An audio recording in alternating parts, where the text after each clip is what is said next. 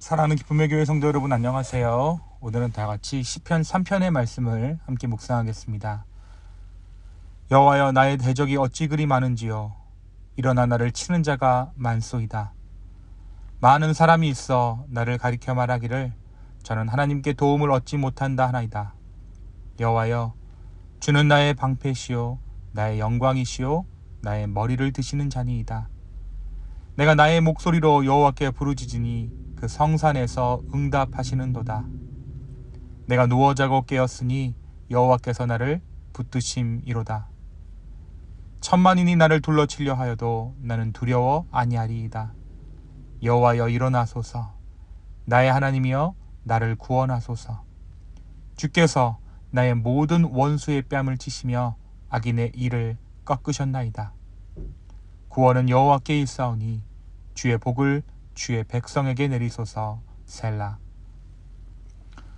우리가 5월을 맞아 시편의 말씀을 아침마다 묵상합니다. 우리가 어제 시편 1편의 말씀을 함께 묵상했는데요.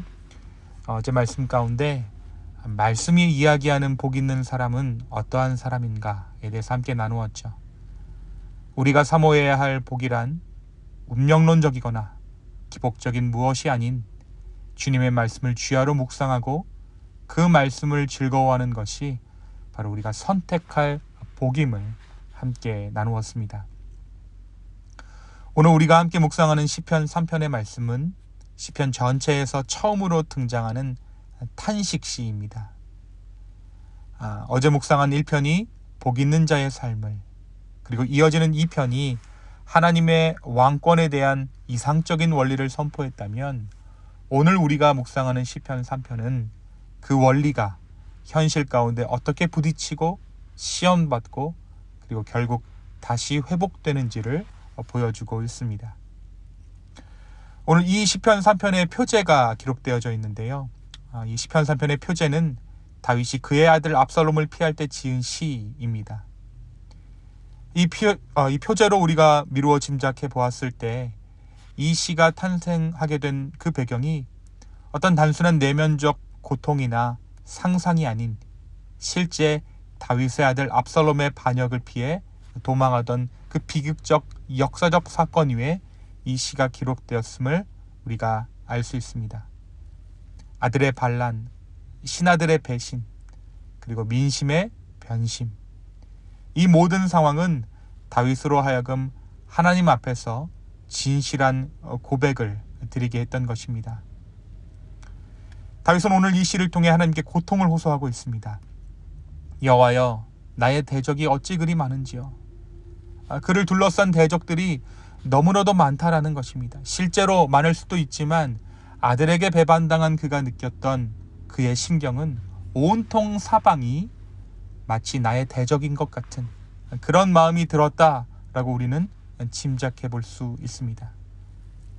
하나님을 온전히 신뢰하는 신앙인이라도, 하물며 하나님의 기름 부음 받았던 왕이더라도 삶에 몰아치는 대적들 앞에서 연약한 인간일 수밖에 없다라는 것을 오늘 말씀이 보여주고 있습니다.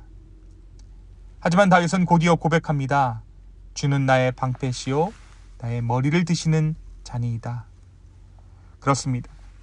비록 자신에게 닥친 현실은 절망스럽지만 그는 믿음의 눈으로 하나님의 보호와 회복을 바라보았습니다. 그리고 점차 이 절규의 기도에서 확신의 고백으로 다윗이 나아가고 있는 것을 우리가 보게 됩니다. 죽음의 위협 속에서 그는 내가 누워 자고 깨었다라고 말합니다. 이것은 외부 상황이 좋아져서가 아니라 하나님께서 그의 마음을 붙드셨기 때문에 내가 누워서 잘 수 있었고 그리고 그 잠에서 깨었다라고 고백하는 것이죠.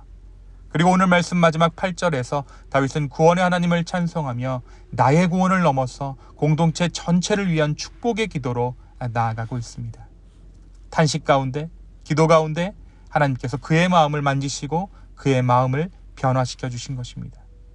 이 확신 후에 현실은 따라오게 되어져 있는 것이죠. 그리고 우리는 그것을 믿음의 동행이라 부를 수 있을 것입니다. 사랑하는 성도 여러분, 오늘 말씀은 우리에게 무엇을 말해주고 있습니까?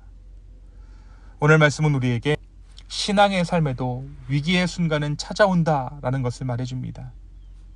이 위기는 대적의 숫자가 많기 때문에 위기라 생각될 수도 있지만 그 상황 가운데 하나님의 부재가 느껴지기 때문에 우리는 위기의 순간이라고 말할 수 있겠죠. 그러나 하나님이 계시지 않은 것 같은 그 순간에도, 하나님의 부재와도 같은 그 순간에도 하나님께서는 멀리 계신 분이 아니라 머리를 드시는 자로 우리를 붙드시며 함께 하시는 분이라는 것을 우리가 오늘 말씀을 통해 확인할 수 있습니다. 다윗이 언제 그것을 확인했습니까? 바로 이 기도의 순간 가운데 다윗은 하나님께서 나와 함께 하신다라는 것을 확신할 수 있었습니다. 사랑하는 여러분, 신앙이란 위기의 순간을 막아내는 것이 아니라 위기의 순간을 오히려 하나님께서 함께 하시는 때로 바라보는 눈이고 그것을 경험하는 것입니다. 위기와 환난 가운데 함께 하시는 하나님을 경험한 자들은 하나님을 이해하는 그 수준이 달라지게 되어 있죠. 머리로만 알던 하나님이 아니라 눈물의 기도 가운데 응답하신 하나님, 두려움 가운데 나를 붙드시는 하나님, 절망 중에도 내 머리를 다시 들게 하신 하나님, 그 하나님이 비로소 나의 하나님이 되는 것입니다. 오늘 이 하나님을 경험하는 우리가 되었으면 좋겠습니다. 위기 중에도 환난 중에도 나의 머리를 드시는 하나님, 이 하나님을 신뢰할 수 있는 오늘 하루 되기를 예수님의 이름으로 축원합니다. 두 번째, 오늘 말씀은 우리에게 기도란 현실을 부정하는 것이 아니라 현실 가운데 하나님을 붙드는 능동적인 선택이라는 것을 말해주고 있습니다.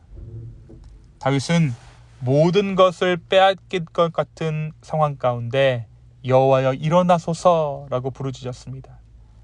가장 사랑하는 아들의 배반 가운데, 반역 가운데 모든 것을 빼앗길 것 같은 그 상황에서 여호와여 일어나소서, 이 고백이 다윗의 고백이었다라는 것이죠. 그 부르짖음은 하나님께서 역사하시는 자리였습니다. 그렇습니다. 우리가 입을 열 때 하나님은 응답하시는 하나님이십니다.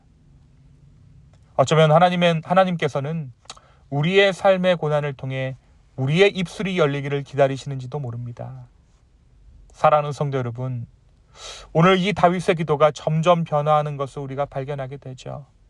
현실은 바뀐 것이 없었습니다. 대적들은 여전히 많았고 상황도 달라지지 않았습니다. 그러나 기도하는 다윗의 마음이 달라졌습니다. 탄식으로 시작되었던 그의 기도가 확신과 평안의 고백으로 변화되고 있고 결국 그는 하나님의 살아계심을 확신하게 되었습니다.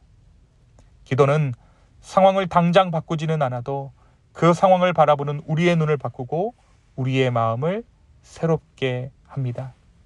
그리고 바로 그 변화된 마음이 우리 주님의 응답인 줄로 믿습니다. 오늘 하루도 상황이 아닌 주님을 바라보며 그분 앞에 우리의 마음을 쏟아놓는 기도를 드리는 우리가 되었으면 좋겠습니다. 오늘 이 다윗의 기도가 우리의 기도가 되고 그의 확신이 우리의 걸음이 되는 오늘 저와 여러분의 하루 되기를 예수님의 이름으로 축원합니다. 이 시간 함께 기도하시겠습니다. 주님, 우리가 주님을 바라봅니다. 주님께 부르짖습니다. 성령님, 오늘 우리의 삶을 붙잡아 주시고 하나님의 함께 하심을 확신하는 하루 되게 하여 주시옵소서. 주님 감사합니다. 이 모든 말씀 예수님의 이름으로 기도하였습니다. 아멘.